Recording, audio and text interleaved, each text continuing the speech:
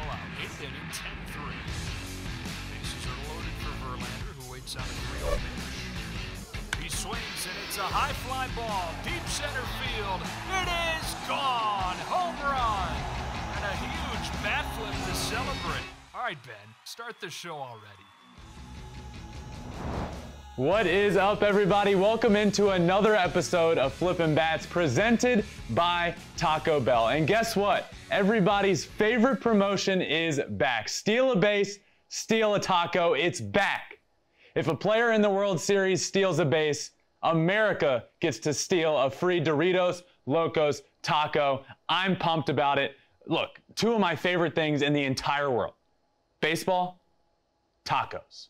So that first stolen base of the World Series is going to be extra special for me, and I can't wait to get that free taco. I love me some Taco Bell. This is perfect. But what is also perfect is this episode we got coming at you. Man, oh man, some storylines from around the postseason. We got one of the best managers in all of Major League Baseball joining us today. AJ Hinch, current manager of the Detroit Tigers, former manager of the World Series champion Houston Astros. So that is going to be a blast. And then I got some more top fives for you. Top 5 postseason performers, top 5 stolen base leaders in the postseason, and top 5 postseason home runs in my lifetime. All right, well, let's get into it, rounding the bases. And first up, the Atlanta Braves take a commanding 3-1 series lead over the Dodgers in what was a crucial game.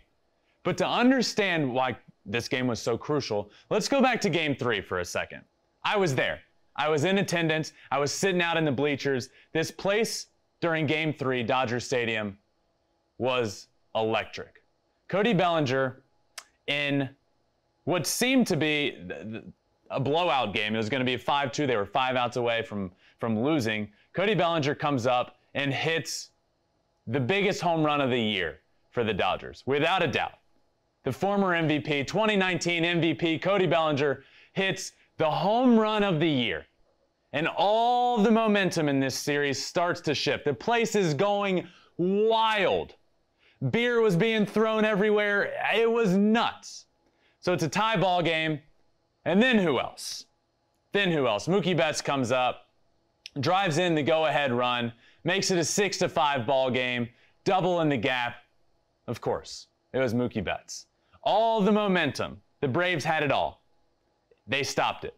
And then they took it all. So the Dodgers have all the momentum in the world heading into Game 4. I sat here last night after Game 3 talking about this momentum and what the Braves need to do going forward. And I said the key for the Braves' next game is to score early. You have to score early in Game 4. And they did just that. Back-to-back home runs in the second inning. Rosario, Duvall. That's how you score early, back-to-back home runs. So it's 2-0 pretty quickly. And then you could feel it. All that momentum the Dodgers had, all the momentum that Cody Bellinger got this team, the Braves score early and the crowd's taken out of it. The Dodgers had all the momentum at the plate. That momentum is gone. They had to score early, and they did just that. Adam Duvall makes a sick play out there early, and all that momentum is changed. And then this game ends up going on. It's a 5-2 ball game for a while, and the Braves end up breaking it open. Freddie Freeman hits a huge bomb. Freddie Freeman, by the way, was 0 for 7 when the series shifted, 0 for 8 when the series shifted back to LA. 0 for 8 with 7 strikeouts. I was on the field before Game 3, and I saw Freddie Freeman. I said hello to Freddie Freeman, and I said, "Hey, Freddie, good luck." And man, oh man, did the good luck happen. Look, it's no secret. You come on this show, you come on Flippin Bats, you have good luck. The Flippin Bats pod luck is clearly real. Freddie's going to have to come on at some point, but I say good luck to Freddie, and he's back. The former MVP is back. He hits a bomb in this game. In Game 4, he hits an RBI double down the line. He walks. He had a great game in Game 3. Freddie Freeman is back. This Braves lineup goes when Freddie Freeman goes. They are way more dynamic when he is doing well. and he did great. He's back, and the Braves take a commanding 3-1 series lead. This was huge. This was so big. The Dodgers have a bullpen game now tomorrow. This almost felt like the game was more, it wasn't technically do or die for anyone. It felt like it was a do or die game for the Braves. It really did. You come in, you come back to LA up 2-0, and then you lose the first one. That next one feels do or die. You could feel it in the stands. You could feel it as this game started. If the Braves lost tonight, if the Braves lost game 4, I mean, it feels like the series is over, and it's honestly only tied up. But this was such a big win, and they came out early, they set the tone, and then they laid it down. So many runs scored late in the game, insurance after insurance. Eddie Rosario having an incredible postseason with a huge bomb in the 9th to make it 9-2. And the Braves end up winning big, taking a commanding 3-1 series lead. Now the Dodgers have to win 3 in a row. Braves just got to win one more. Big one. Big game 4 for the Atlanta Braves. But let's move on to second base and talk about the Houston Astros, who are now in the driver's seat. They win in big fashion at Fenway Park. They win game 5 by a lot. So this series, in my opinion, is also interesting. Let's take a look back in this series. The Red Sox win game 2 in grand fashion. And I say grand fashion meaning it has multiple meanings. They won big, but they also hit multiple grand slams. So they get that split on the road, and then they go home. And they win that next game. That game 3, the first game at home, big. This series felt like, look, to be honest with you, it felt like when the Red Sox went up 2-1, that the series was more than, it felt like it had already been a sweep. It felt like there was no life. It really did. And then game 4 happens, and it's a tight game all throughout. Bregman hits a big homer, Altuve hits a big homer, and then Jason Castro, when you think Houston Astros, you think Jason Castro, the Astro. He was the hero of the night. He gets the big RBI 2-out knock in the 9th inning, winning them that game 4. Tying up the series. And then game 5. Look, what Framber Valdez did in game 5 could have saved the Astros season. Their pitching has been, to be quite honest with you, laughable to this point. Their starting pitchers haven't gotten to the 3rd inning. The ERA of the starting pitchers was over 20. Framber Valdez went out and threw 8 innings. Dominated. His sinker was destroying bats. His curveball was electric. This is more than just what the Astros wanted. This is what the Astros needed, was that start. And then they tacked on the runs. Yordan Alvarez with a bomb off lefty off Chris Sale. A 2 RBI double down the line. Now the Astros are in the driver's seat. Now they look great. Now this series shifts back to Houston. With 2 games left, the Astros need to win one of those games at home. This offense is now rolling, all the momentum in the world. The driver's seat. That's exactly what the Astros are in right now, when all seemed lost. So the Houston Astros, a big win in game 5. They win big. They head home with the series lead. Everybody flies to Houston. Can the Red Sox win 2 there? Sure they can. Certainly they can. But now they're up against it. When the series was in their favor, now they're up against it. This is a huge one for the Astros. Framber Valdez, though, wow.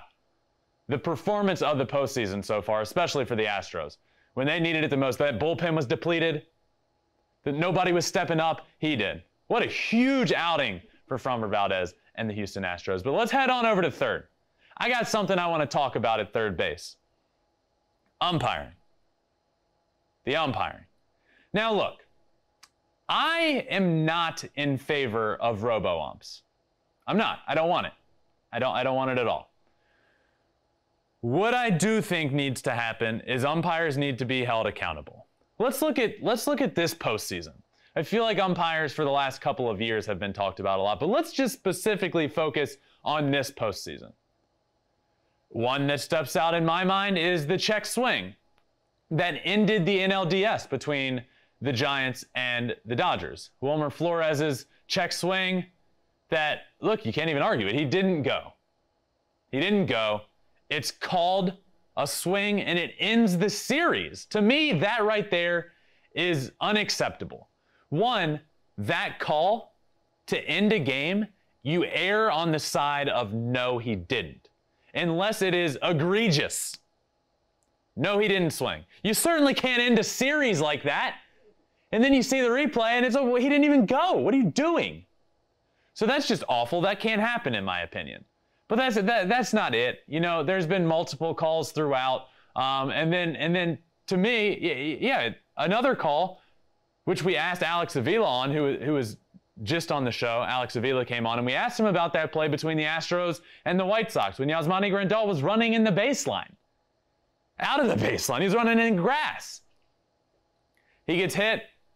Obviously, we know how this goes. The run ends up counting. They said there was no interference. They even got together. There's 100 umpires on the field in the postseason, and not a single one of them can get it right. The guy was running in the grass. Like I said, I have hit 1 million rollover ground balls in my career. Not a single time did I run in the grass to get to first base. So they made their own call there. These are big turning point calls. But let's talk about balls and strikes as well. This is where I start to lose my mind a little bit. So here's one important thing. There's a strike zone on the screen. For all of us fans at home, there's a box there that we can see perfectly. Those umpires obviously don't have that there. They don't get to see it in real time. But consistently throughout a season, we know which umpires are good with balls and strikes and which ones aren't. I am here to fix this issue. I am here to say that what needs to happen is umpires need to start being held accountable. Myself personally, when I was playing, if I did awful over an extended period of time, I lost my job. Umpires who consistently do poorly over the regular season just don't, they have no repercussions. Laz Diaz was behind the plate in the Astros and Red Sox game, and Laz Diaz was one of the worst umpires in baseball all year. I don't blame Laz Diaz for not calling balls and strikes correctly in a big game. I just don't think he should have been there in the first place. So that's what I'm looking at. In Game 4, Laz Diaz was behind the plate. And like I said, I don't blame him. There just needs to be accountability, because I'm tired of seeing big games swung, and not just balls and strikes, on many calls. I'm tired of seeing big, important games come down to an umpire's ruling. And I get that's the sport, but and I'm actually fine with that, as long as it's not happening consistently. And it feels like, especially in this postseason, it is happening consistently, and it is changing the course of big games. It is ending certain series. The Game 5 of the NLDS of one of the biggest rivalries in baseball, it's ending on a big important series. It's allowing runs to score in a big game. It's allowing innings to extend. So, you know, that's what I want to say. That's all I got on this, is I just want umpires to be held accountable and have the best. What I want is the best umpires in baseball to be on the field in the postseason. End of story. That's it. Put the best umpires in the game on the field in the biggest series of the year. Period. I feel like that'd be a great solution. But let's move on to home and talk about some of these managerial decisions that we've seen in the postseason. Honestly, first off, hats off to managers in the postseason. Wow. It is incredible just how much, once the postseason starts, all eyes are on them. So, one, I'm not going to criticize anybody, but what I do think is that managers in the postseason, when it comes to their bullpen decisions, is incredible. It's super stressful, and in my opinion. And I look at some of how this has changed over the course of the years. Over the course of the last, it feels like 5 years, managers are using pitchers differently in the postseason. You know, you have some of the best starters in the game going 3 innings, and then they're getting pulled when they're not even in trouble. You have some of the best starters in the game pitching in the 9th inning in games on their bullpen day. So first off, for those of you that sometimes question those decisions and say, like, how is that possible? Why can't they always do that? So starting pitchers throw every 5th day. In between those starts, they have a bullpen day where they go out and they throw a bunch of pitches in a bullpen. So what managers are starting to do over the last few years is throw those pitchers on their bullpen day in games, in high leverage situations. Now, it's not the same. You're pitching in huge stressful situations, but we're starting to see it more and more. Dave Roberts with Julio Urias, and we saw it in the Braves game. Alex Cora with Nate Eovaldi pitching the 9th inning. These decisions are stressful, and in hindsight, it's easy to criticize, but you know, I don't always know if they're the right decisions. And look, I look at Nate Eovaldi the other night coming in. He's the guy. He's the guy for the Red Sox in the postseason. So I heard Alex Cora talking before, you know, the games in Boston started, and he said Eovaldi's going to be available out of the pen for tonight, and then he's going to start Game 5. Well, guess what? They blew out the Astros in Game 3, and then they didn't end up using him until Game 4 in the 9th inning. So you bring him in, and then he blows it. He blows the lead. So then what? Then you don't have him for Game 5. And that's what we're seeing more and more, especially this year, is we're seeing managers use that chess piece in high leverage situations, and then it kind of backfires. And then what do you do? Then what do you do?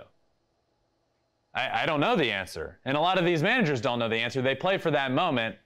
And it just seems like we're seeing more and more managers pressing the panic button. I look at Kevin Cash with the Rays in the World Series, pulling Blake Snell when he was dominating. And I mean dominating. We didn't ever used to see that. He would keep going.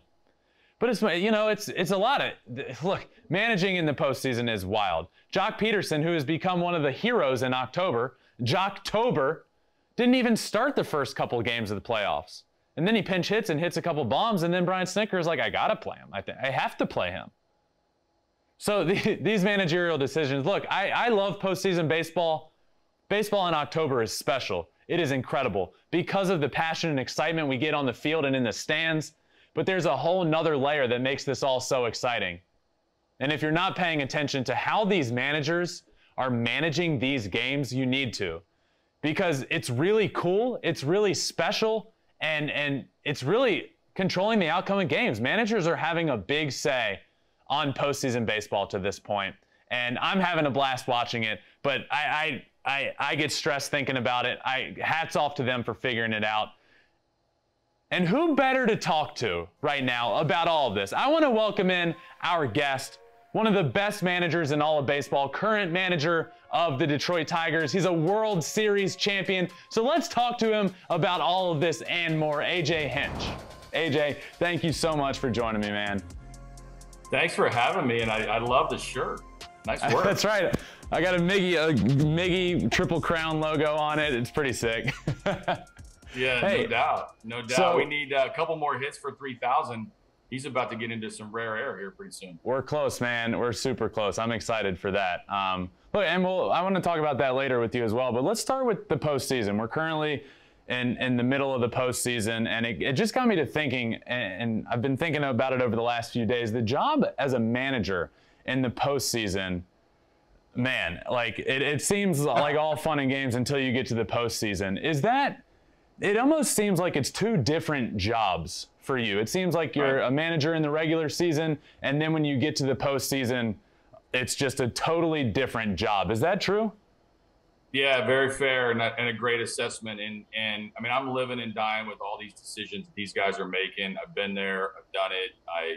I miss it. I mean, any manager that's sitting at home right now wishes we were in the agony of Doc Roberts and Brian Snitker and Dusty and Alex. I mean, these guys are grinding through their games, but the game's different in season versus the playoffs. And you're seeing it play out probably pretty aggressively now with all these managers are taking their pitchers out, really, really early. And that's because once you get into trouble, like it's stress from the very minute that they get a runner on base. And all of a sudden you want to go to the bullpen a batter too early rather than a batter too late.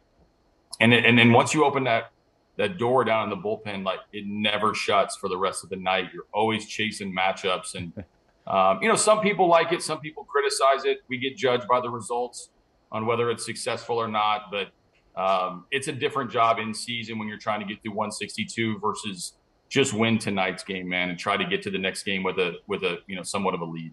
Yeah, it almost seems like the job in the regular season is about load management. And then when you get to the postseason, it's like all bets are off, let's go. And I kind of wanted to talk to you about managing pitching, like you just touched on in the playoffs, because we're seeing so much of it. And, you know, it almost seems like, obviously, we're seeing a lot of starting pitchers come in out of the pen, but we can also see it a little bit of over-managing at times and like pushing the panic button.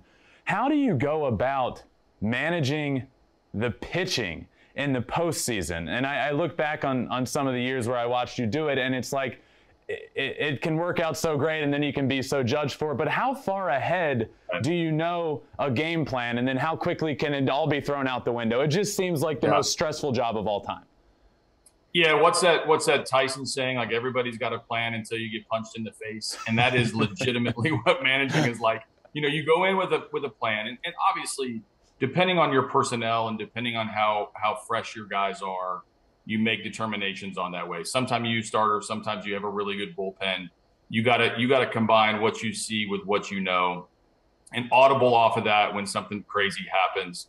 I'm watching it all over in these series where they're trying to get the matchup, and then the matchup doesn't work, and then the next hitter comes up, and the 3-batter rule is playing a really pivotal role in all this, and the bad matchup comes right around the corner. So, you know, availability is always discussed prior to the game. We'll know what guys are going to be available, what guys aren't.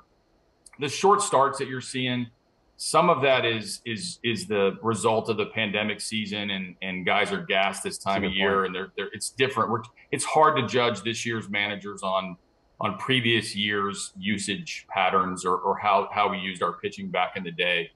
But I'm seeing a lot of, you know, early calls to the bullpen chasing matchups, and the teams that are balanced. You look at what Atlanta can do to you. You look at what Houston can do to you, what Boston can do to you, LA. I mean, these teams that are left, they are matchup free. It doesn't matter whether you bring in a righty or lefty. Freddie Freeman's going to be really good. Right. You bring a righty or lefty, YORDAN ALVAREZ is going to be really good.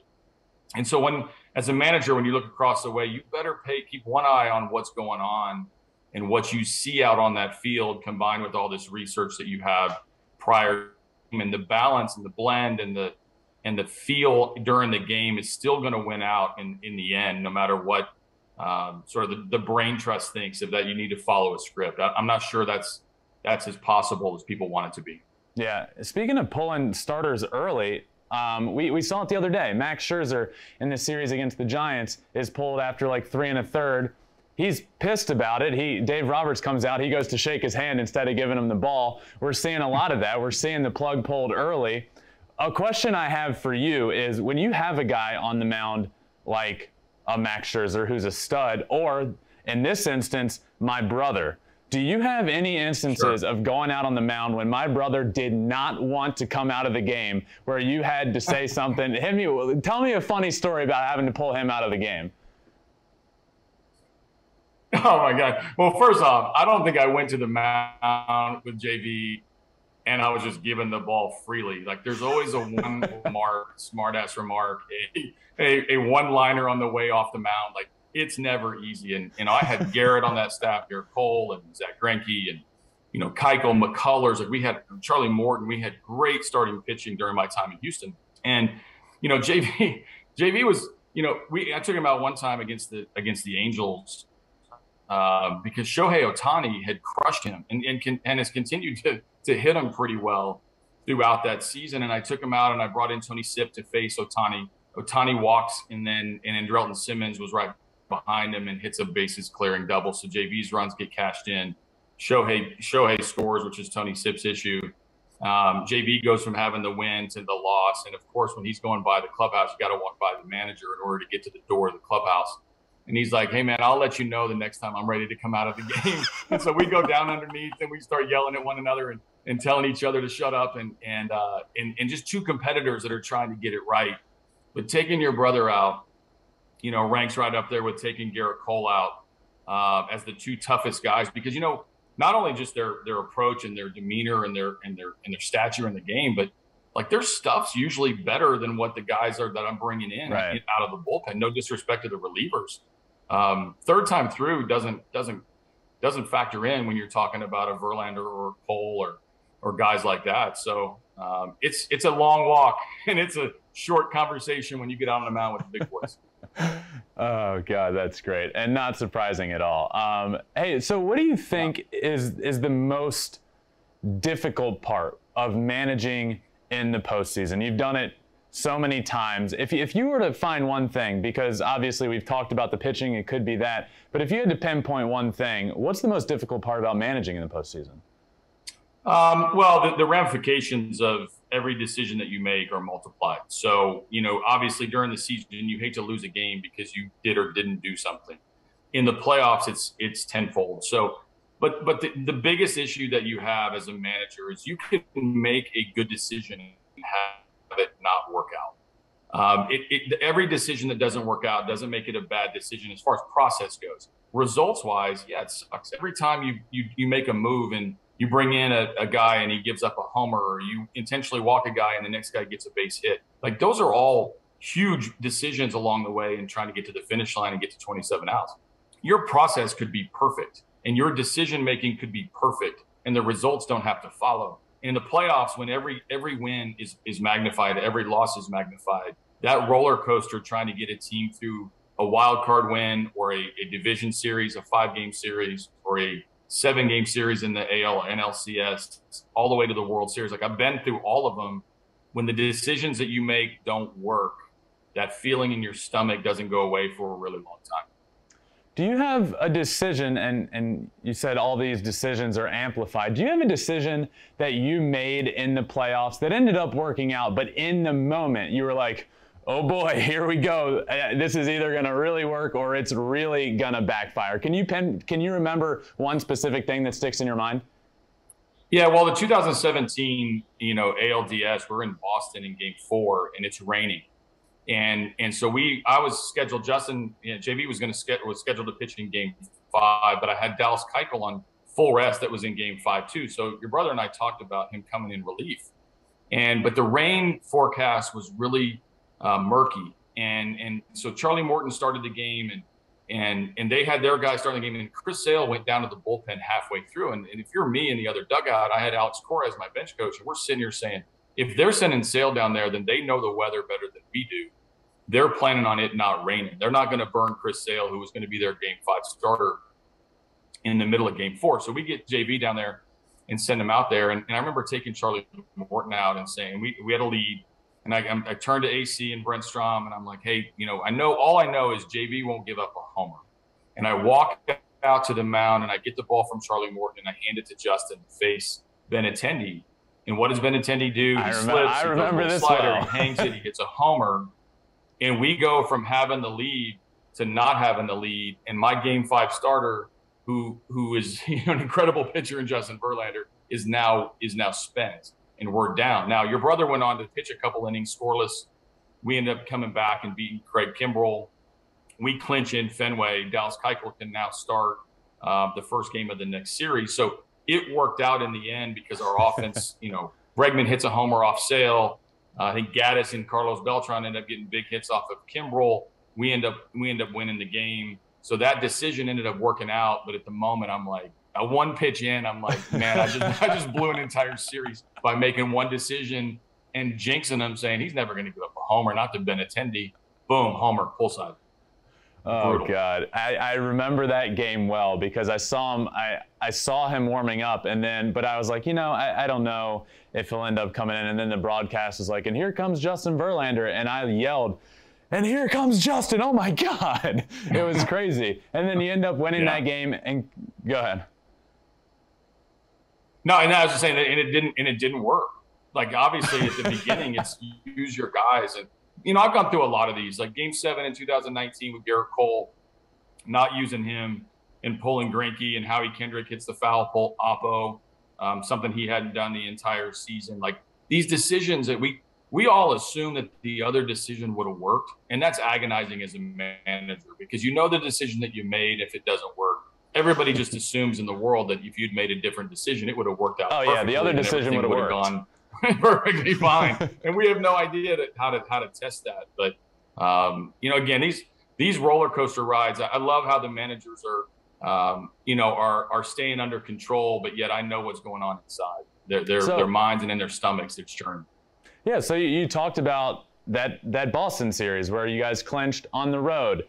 And then, you know, there's been a theme with this Astros team. We just saw them win a big game in Fenway again, and they're now heading back home with the lead. What is it about this Astros team that has now been to 5 consecutive ALCSs, which is insane, by the way, that it almost seems like, even dating back to 2017 and in 2019 when you went on the road and won every game in Washington, what is it about this Astros team that is so good going on the road and winning in the opposing team's ballpark?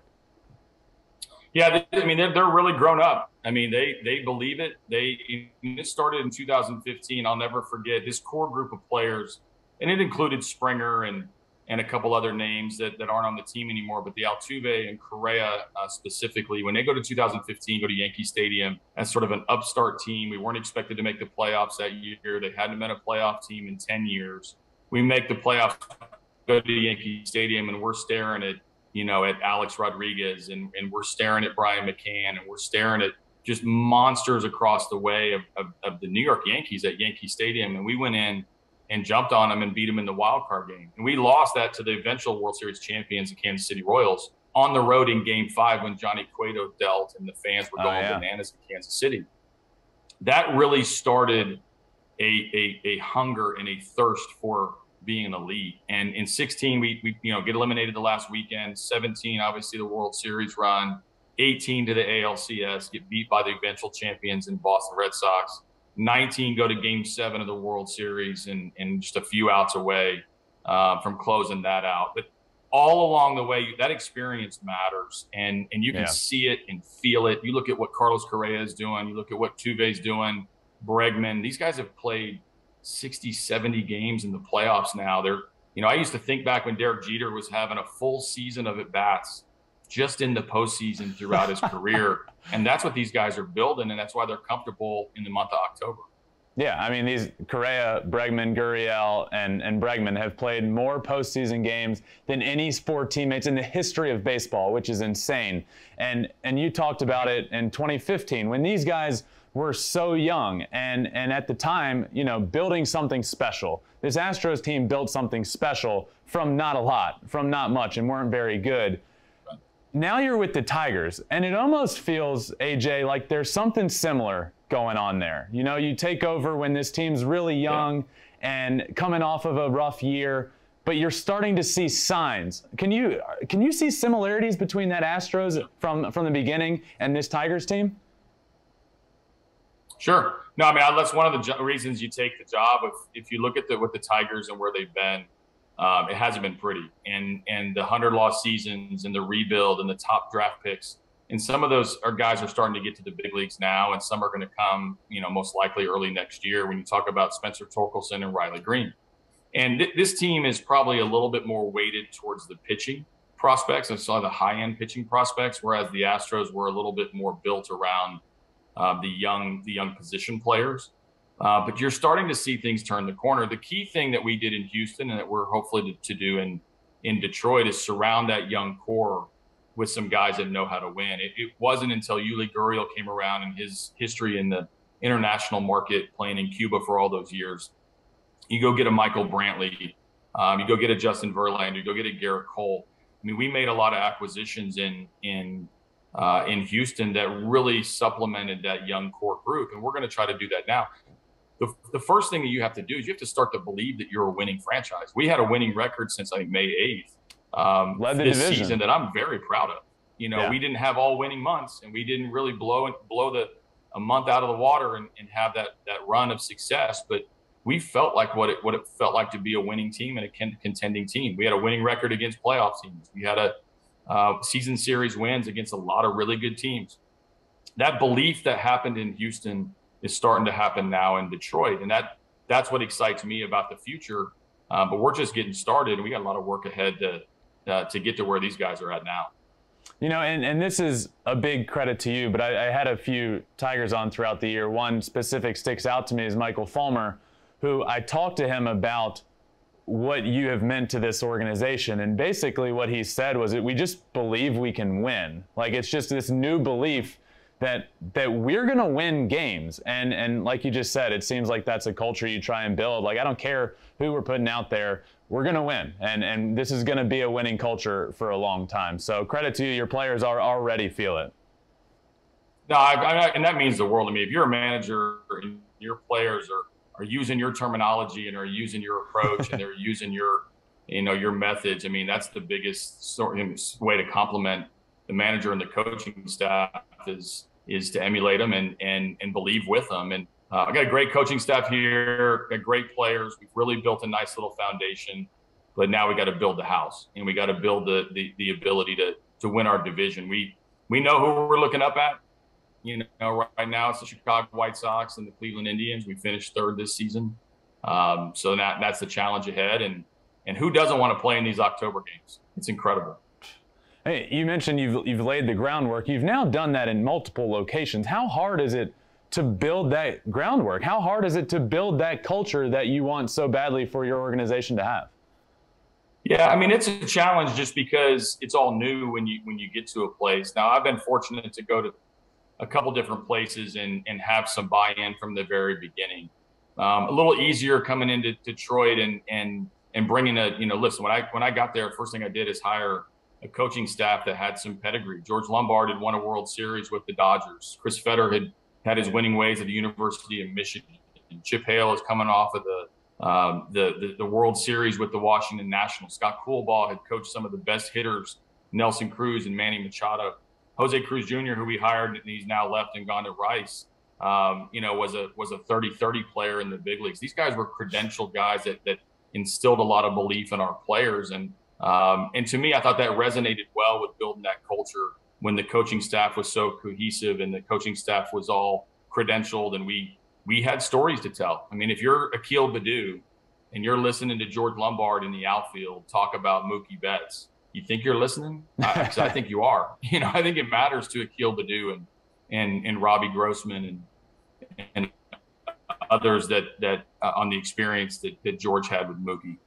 I know how analytical the Astros organization was and how much they bought in and paid attention and did a lot analytically. And I also, I played in the Tigers organization for 5 years and know that for a while they weren't there. And I know the head of that organization has been saying, we know we were behind analytically. We want to get there. We want to improve there. Coming from the Astros and now being with the Tigers, how has that been for you, going from one to another, and where are the Tigers analytically? Yeah, I think the Tigers are a little undersold with where they're at analytically. I think this has been going on for a couple of years, and I think we're trying to maximize it now in the dugout and with some of our decision making. But even with Houston, I think Houston was the forefront of a lot of things. In R&D, a lot of things of some progressive ways to do things. And, I know I got a lot of attention for not intentionally walking somebody until the World Series when I did to Juan Soto, 19.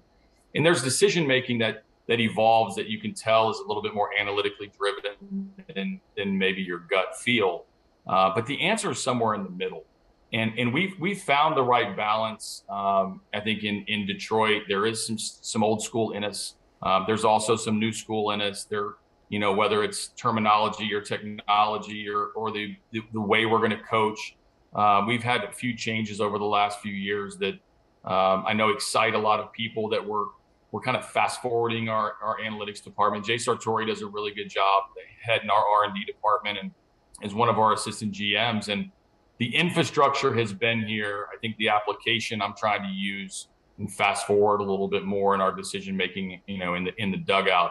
But you can't lose sight of how to balance it whenever you're the major league manager. It's important to find that happy medium. Sometimes I lean more on analytics. Sometimes I lean more a little bit on what I feel and what I know about our club, the answer's in the middle. I feel like, and what you just mentioned, you know, I was talking to my brother earlier, and actually we were talking about how I was going to talk to you today, and one thing he mentioned is like how you don't get always caught up in just the analytics. You also have this perfect balance of like the feel to it, and I think that's what's like so special, is there is a balance of analytics as well as, look, there's just a feel that you can't get analytically to the game of baseball, and I think that's a cool balance to have for sure. But you also mentioned, AJ, that the pitching staff, and I do want to talk to you about this young pitching staff, because it was fascinating watching you this year manage them, especially, you know, you got Mize, Skubal, Manning. I mean, these guys are studs. But they're really young, and for a while all we did was hear with the Tigers, the future's close, these pitchers are going to be good, and now they're here. They're getting that experience, which how valuable is that experience? But also, how did you manage them this year, especially the second half of the year? It seemed like Mize would go out and dominate, as he mostly did all year, but you'd pull him sometimes after the third inning. How did you manage this staff this year? Yeah, I mean, communication's key, and I think getting the most out of them was number one. And you know, I think one valuable attribute of a coach, and Chris Fetter has this, I think I have this, George Lombard, others on our staff, you got to be a good listener to be a good coach. And the players are going to have an opinion. The players are going to have a vote in this deal. And you have this open communication throughout the year on this is where you need to get to be successful, and here are some concrete examples on how we can help you get there. It's not a cookie cutter program. Casey Mize is different than Tarik Skubal, who's different than Matt Manning. Different skill sets, different interpersonal skills, different learning styles, different attitudes. All great guys, super tight. I think they went on vacation right after the season all together. Like, they're super tight-knit group. That's great. But to get the best version of them, you got to do things a little bit differently. And some of that, there were some hard lessons there. There were some times where, you know, I had to let him get beat up a little bit in order to teach him a lesson. There were other times that I took the ball away from him and said, no, this isn't your night, and we're gonna cut it short. We wanted them to make every start that they could this season. We thought that was important. We did limit their innings, but we challenged them from the very beginning that if we get our pitching right, we have a chance to win every night in any given game against any given opponent. Yeah. And watching Casey Mize go into the seventh against the Chicago White Sox, and ultimately, you know, taking it on the chin in the seventh inning, but that valuable experience of having the ball in your hand with the game on the line is going to matter to him when we're in these games, one of these Octobers, and we're facing somebody with the season on the line. Tarik Skubal punching out the world. I mean, this season, I think he set a Tiger rookie record for how many punch outs that he had. Matt Manning coming up, knowing he probably was there a little bit early, and having to face his first opponent was the Angels, and you had Shohei Ohtani in the middle of his incredible season, and he's leading off against Matt Manning. I think he's the first hitter that you face. Like, those experiences are invaluable. The messaging behind it is very critical. Chris Fetter, Juan Nieves, our pitching guys, deserve a lot of credit for getting them mentally focused on what game plan to use. And then for me, I took the ball out of their hand, or I left the ball in their hand based on their performance, because that matters. AJ, have you ever seen anything like what Shohei Ohtani did this year? I know he's the first batter Matt Manning has to face as a big leaguer, and obviously I know, no, you haven't seen anything like him, because nobody has. But talk a little bit about Shohei Ohtani and the year he had this year and how difficult it was managing against him. It was impossible, first off. We caught him when we went to Anaheim. He was right number one player of the week, and we were probably responsible for that. I think he homered 3 or 4 times in a 4-game series. He pitched 6 or 7 innings, and he won player of the week. That was no brainer that week against us. So when he came to our place, he also pitched 6 or 7, I think, or maybe 7, or I think he could have gone 9 innings. And Joe pulled him, conserving his pitch count. I think he went 8 innings against us, but also hit one up on the deck in right field past the whole stadium. So we saw close and personal what this guy can do, and I was amazed by him. I know there's a big debate on who should be the MVP. I don't know how you go against anything but Shohei Ohtani, and I love Vlad Jr., and there are probably other guys, even Marcus Semien, who had an incredible season. But Shohei did things that need to be recognized in the record books and some hardware next to it for being an elite performer in every aspect. You want to talk about stealing bases? He stole a couple bases against everybody. Talk about throwing shutouts? It's 94-99 with a devastating split. You want power? He's going to hit ball out of the stadium. The fact that nobody else can do that in the same season, I think marks him as an MVP for sure. Yeah, I totally agree with you. And you mentioned that one game in Detroit, by the way. He threw 8. But one thing I remember is that Miguel Cabrera almost got his 500th against him, flew out to the track out there in right field. What has Miguel Cabrera meant to this young team and so many young guys coming up that haven't even really been here for that long? What has Miguel Cabrera meant to the culture of this Tigers organization? Yeah, I mean, obviously his history in this organization's been well documented, and he's gonna go into the Hall of Fame as a Tiger, and he's incredible. And I didn't really know what to expect when I got here. I've been around veteran guys, I've been around star players, I've been around guys that are gonna be in the Hall of Fame, and you got to develop a relationship slowly with those players and get him to trust you and get him to understand that you have his best interest. I challenged him to play first base, upwards of 40 or 45 times. And I wanted him to do that because I felt like having him on the field mattered. It mattered to him. It mattered to our team, to the energy of our team. I wanted to keep him healthy. So I gave him days off. And he responded with one of the best attitudes you can have on a building team. I don't even want to call it a rebuilding team, but a building team trying to win. Miggy bought in, and he did everything we asked. If we had early work, he went out for early work. If we had extra hitting, he went out for extra hitting.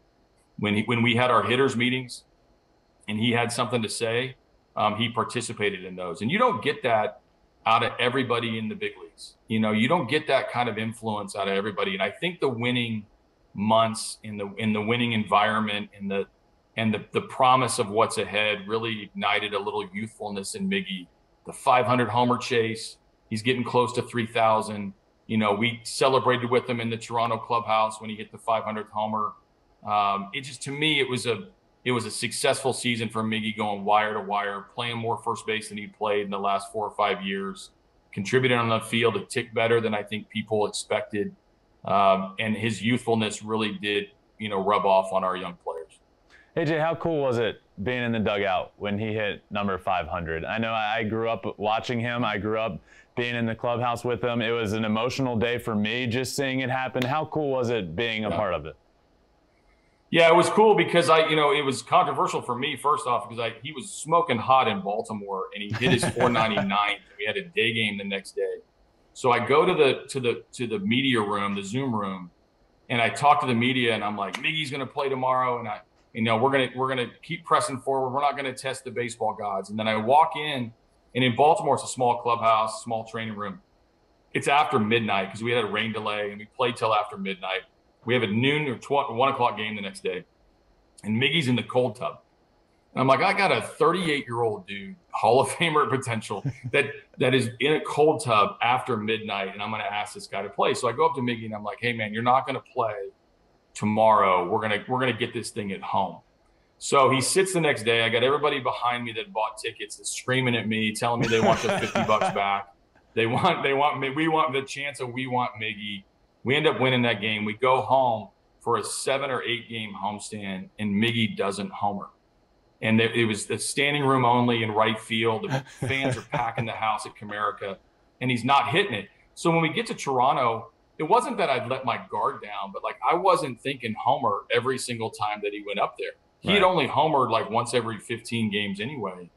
And so it still caught me by surprise because it was an oppo homer off of Steven Matz that off the bat, it's sure double, but that tall wall in right field, you don't know if it's going to carry. And then when it disappears behind the fence, our whole dugout erupts. So even though we knew that he was one away, the gap between 499 and 500 kind of allowed us to let our guard down a little bit so that we could all enjoy the moment emotionally and jump up and down with them. And his biggest smile on his face, happy. I mean, it was in a win. We won the game, and which matters. When you're trying to do things right. And then we had a nice little toast in the clubhouse and tipped some champagne for him for a exclusive list of 500 homers. And there was a curtain call on the road, correct? That happened. Yeah. Yeah, wasn't that cool? The Toronto fans were incredible. I mean, obviously, and Steven Matz, who let us have the moment, you know, obviously very respectful of Miggy, and nobody wanted to be that dude that gave up the homer. And that video will be shown forever now. And the crowd was erupting. Miggy comes out, tips his hat. The Canadian fans were unbelievable. Some Tiger fans that had come in town as well. We all had that moment. And by the way, it was a close game. Like I said, we won the game. And we needed that homer in order to get back into the game and come back to win. So, you know, when you look back, the Blue Jays end up, you know, not making the playoffs by a game or two. Oh, yeah. And maybe it was Miggy's homer that could have been the deciding factor for the playoffs for them. AJ, but before I let you go, I have to ask you about these guys, because for so long we've heard for the Tigers, the pitching is near, the pitching is close, and the pitching is here. Now we're hearing the hitting is close, the hitting is near. Yeah. These young guys, Spencer Torkelson, Riley Green, they're close, and I know they're studs. I got to talk to them at the Futures game. I watch what they do. These guys are studs. So I don't want to ask you when the timeline is, but at some point next year, I'm assuming we'll see these guys. And how excited are you to have them as part of this culture in Detroit? Yeah, I'm excited. They were in big league camp last year, and so we got a chance to see them up close and personal, learn a little bit more about them. I love their makeup. I love their determination. You know, they're pretty hard on themselves in their first big league camp. They wanted to have like a big impression, and they made impressions that they don't even know they made yet. They think the box score is going to give the impression, and that's not the case. But they're real players and real contributors. We need to surround them with guys where they don't have to be the dudes right out of the gate. But when you're looking at what makes a young hitter ready, part of it is the swing mechanics, and part of it is their skill set and their power and the repeatability, but a lot of it is in their stomach and their head. Like, do they have the heart and the stomach and the head to handle the pressure that comes with it? I think these guys have it, and I think they're going to thrive because I think they're going to arrive around the same time. Another young player, Ryan Kreidler, Dylan Dingler. There's some guys that are starting to come up that have played together and won in A-ball. They've played together and won in AA. They've played together and won in AAA, or AAA won their division this season. They didn't have the playoffs, but to me, I think those experiences are going to make them very comfortable when they arrive in the big leagues and they're ready to help us. AJ, speaking of guys that want to help and want to win, look, I got my Tigers 32 jersey right here behind me. I know I was released a few years ago, but now you're in charge. If there's ever a time to get me back in the game, just know that I'm ready. Hey, I've seen the video. I've seen the homer in the spring training game, so I know you got pop. Yeah, that was probably the furthest home run of my career, to be honest. And one of the only Oppo ones, too. I got him pretty good. AJ, thank you so much for joining me, man. I really appreciate it. Good luck with the Tigers in the future. The future is so bright. So thank you so much for joining me. I really appreciate it. Thank you, Ben. Appreciate you. Of course. See ya. All right, and thanks again to AJ Hinch for joining me. What an incredible manager. One of the best in the league. This Detroit Tigers future is bright, and a large part of that is because of him. But let's get into some top fives that we've been doing. These are a lot of fun. We're going to head on over here and start with an updated top 5 postseason performers so far this postseason. So I'm going to bring Conrad back out here, and let's start with number 5. Number 5, we have Yordan Alvarez. Yeah, Yordan's hitting .367 with 8 RBIs, 8 walks. This guy is a staple of this lineup. He's not even one of the guys you think of. When you think Houston Astros, you think about those infielders. You think CORREA, Bregman, Gurriel, Altuve. But having this big lefty in the middle of the lineup, he totally took over Game 5 of this series for the Astros. He dominated with the lefty-lefty bomb off of Chris Sale, with the 2 RBI double down the line. He's been doing it all postseason. Yordan Alvarez is a stud, and a big reason why the Astros had that commanding lead in their series. Number 4, Eddie Rosario. Eddie Rosario, look, this Eddie Rosario was a toss-up on this list. Heading into Game 4 of this Braves series, it was kind of, who do I want here? It could be Rosario, it could be Jock Peterson. This became an easy one for me. Eddie Rosario, who hit 2 bombs in Game 4, honestly, ends up with a bunch of RBIs. He's hitting .467 on the postseason with 2 bombs, 8 RBIs, 2 of those bombs coming in Game 4. What a performance from him in Game 4, and what a performance all postseason to this point. So certainly got to be on this list, Eddie Rosario. Number 3, Carlos Correa. Correa, man, clutch. What time is it?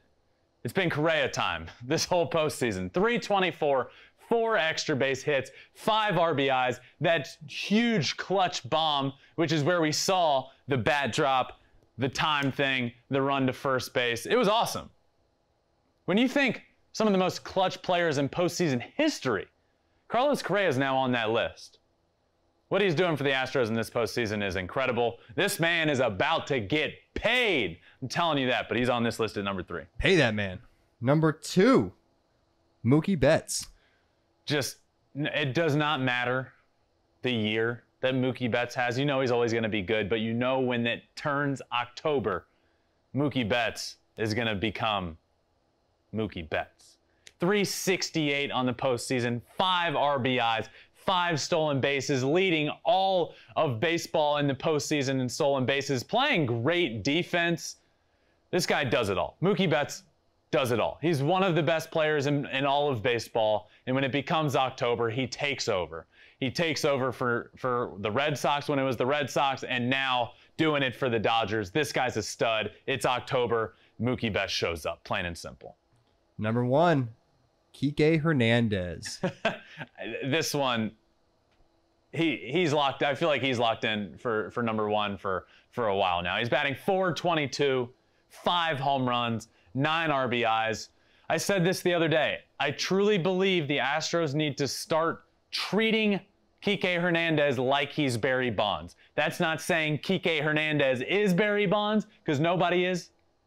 But right now, he's the hottest hitter on the planet, and you need to pitch around him.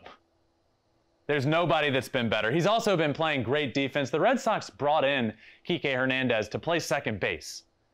He's now a star out in center field, playing good defense and absolutely raking. .422. Incredible. So Conrad, let's get to our next list, which is top 5 postseason home runs in my life since I've been alive. All right, coming number 5, king of the bat flips, Jose Bautista. Jose Bautista. Who doesn't remember this one? And this one, to me, is on the list because, 1, it was a huge home run in this game against the Rangers in the ALDS. But more than that, this show is called Flippin Bats. We love bat flips here. This right here is the home run that put bat flips back on the map. Not only was it a bat flip, it was a bat chuck. He threw it. It was incredible. It was electric. The Rogers Center in Toronto was going insane. This home run is one that when I think of postseason home runs, my mind immediately goes to this one. So certainly on the list, and we got him at number 5. Coming in at number 4, Aaron Boone. The Aaron Boone home run. How can you not have this on a list? I mean, walk off. It was a Game 7 against the Red Sox. Pedro Martinez was on the mound in that 2003 ALCS game. They were down 4-0 in that game, and then they come back against all odds, and Aaron Boone walks it off for the New York Yankees. Look, this one happened in 2003. I remember this one vividly. I remember where I was watching it. I feel like that's going to be a theme with ones on this list. You remember where you were when this happened, and certainly with Aaron Boone's, I remember where I was when I saw this walk-off home run happen. Number 3, Big Papi, David Ortiz. I was in the stands for this one. Grand slam against the Detroit Tigers, Joaquin Benoit. It was a 1-0 series at that point with the Tigers leading the way. And there was a big lead for the Tigers in this game when Papi comes up. Big Papi, one of the best postseason hitters in the history of this game. Hits a grand slam. I was in the stands for this. It is burned into my retinas. Torrey Hunter runs back, flips over the outfield wall. The bullpen cop with his hands in the air. Big Papi rounding the bases. Fenway Park going nuts. It changed the course of this series. It looked like it was going to be 2-0 Tigers with my brother on the mound in Game 3. It looked like this was the Tigers series until that Big Papi home run. This one, Conrad, isn't tough to remember where I was when this happened because I was a few rows up and saw it firsthand. So this one's definitely on the list. Number 2, Jose Altuve. Jose Altuve, walk-off. Look, this is a walk-off home run to send your team to the World Series against the best closer in baseball. What more could you ask for? Growing up, I don't know about you, but I emulated these situations. Game 7, this was Game 6, to go to the World Series. Can you hit a home run? Altuve did it off of the best closer in baseball. I was also there for this one. This one sent my brother to the World Series. It doesn't get that much more special, especially for me. I was there. I saw it happen. Jose Altuve, a bomb against the best closer in baseball. 2019 ALCS. That was a special one, Conrad. That was really, really cool, and that's at number 2 on my list. Yep, coming in at number 1, Joe Carter. Yeah, this one just squeaks in for the timeline of since I've been alive, but it does. And this one is special for so many reasons. Look, this walked off the World Series. It was Game 6 of the 1993 World Series. And when you talk about what you dream of as a kid, this is it. This is what you dream of. He hits the walk-off home run, and then he was jumping around the bases. You remember that, Conrad? Yeah. He was jumping around the bases. It was incredible. He missed first base. He had to run back and tag it. I've emulated this home run so many times in my life. When I think postseason home runs, there's one that stands out above all else, and it is Joe Carter's 1993 Game 6 World Series homer to win the Blue Jays the World Series. I like this list. This is a fun list. But speaking of lists, this one is my favorite of the day. Taco Bell, top 5 postseason stolen base leaders. And it leads me right into it. This is my favorite promotion of all time. Taco Bell is our sponsor here, and Steal a Base, Steal a Taco is back. If a base is stolen in the World Series, America gets to steal a free Doritos Locos Tacos. No purchase necessary. Limit 1 per person while supplies last. Visit tacobell.com/steal-a-taco for details. When I think of stolen bases, a guy that comes to mind, one is Mookie Betts, who's leading all of the postseason right now in stolen bases. He's a dynamic player. Stealing a base is a reason for being a dynamic player. It's so important to steal a base. You look at Mookie, he gets on base, the pitchers don't know what to do, the pitchers start freaking out, they start speeding up the game. You get into scoring position if you steal second base. Look, we just saw it in the game between the Braves and the Dodgers. Dansby Swanson steals second base. Late in the game, he gets into scoring position, and then the next batter, Freddie Freeman, hits a ground rule double.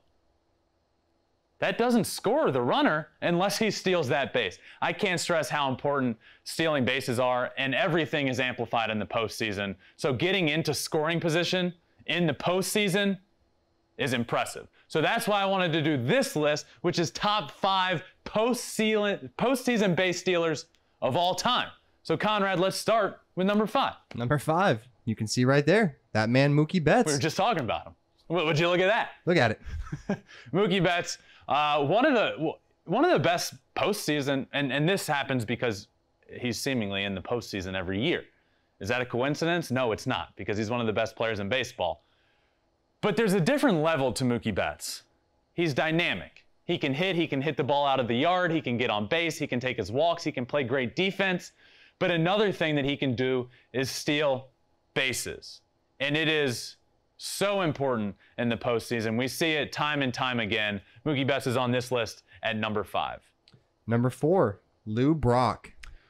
Lou Brock. Look, Lou Brock is one of the best stolen base leaders of all time, not even including the playoffs. But he was on those teams with the Cardinals. They were really good. And he was in the postseason a lot in the 70s, late 60s, in the 70s. This guy, you can't have a stolen base list without him being on it. And I obviously wasn't around to see the bases, but I know for a fact that he was really good. One of the best stolen bases guys of all time, and also played in the postseason a lot. So that's why he's on this list of postseason base stealers.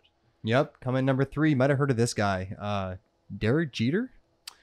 I've heard of him. I have heard of him. The captain, number 2, Derek Jeter. Look, when I think of Derek Jeter, first off, I think one of the best pure hitters. He's such a pure hitter. Think of the other way. But what we don't realize, or at least think about, is how many times he stole bases in the playoffs. He's not the fastest guy in the world, but it's not all about speed to steal a base. And that's what we're going to see in this upcoming World Series, where hopefully we all win free tacos. But what we're going to see is it's not all about speed. Jeter wasn't the fastest guy in the world, but he had it figured out.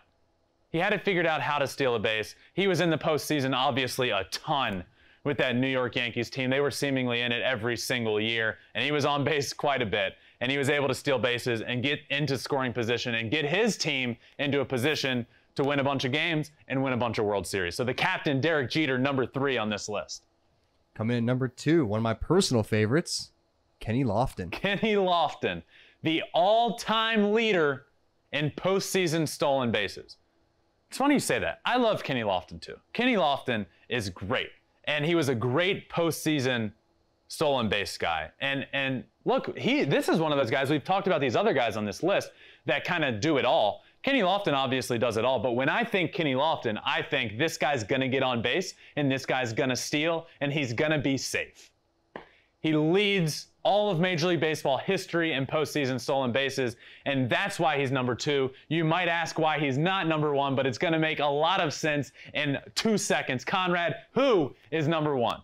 The one and only Rickey Henderson. The stats for Rickey Henderson's stolen bases are wild, by the way. But he's also on this postseason list of base stealers. He is 1 behind, actually, Kenny Lofton on postseason stolen bases, but far ahead of anybody in the history of the game in stolen bases. When Rickey Henderson gets on base, it's a triple. It's over with. It's a triple. It's done. You know he's stealing. When you think stolen bases, when I think steal a base, steal a taco, I wish Rickey Henderson was still playing because it'd be automatic. And that's what he was. Rickey Henderson was automatic. And that is why he is hands down the easiest decision of all time to be number 1 on this list. So that wraps up the top 5s. This last one, all-time postseason base stealers. And that is it for top 5. Let's get into an extra innings segment. All right, and at the end of every show, I like to do one last little segment. And here it is, extra innings, and it's the interaction between Carlos Correa and Eduardo Rodriguez. What time is it? What time is it? To understand more about this, we got to go back to Game 1.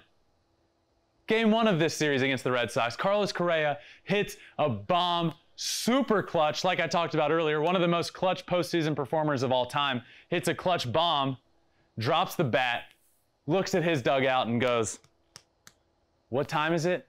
It was sick. It was actually really sick. So fast forward to when we advance to Boston, when the series moves to Boston, the Eduardo Rodriguez game where he dominates on the mound, he throws really well. He gets Carlos Correa out a few times. One of the first time he gets out, he strikes out, he's walking back to the dugout, and this fan in the stands pointed at his watch. What time is it, Carlos? What time is it? I love that. And then to end Eduardo Rodriguez's outing, walking off the mound, a dominant performance on the day.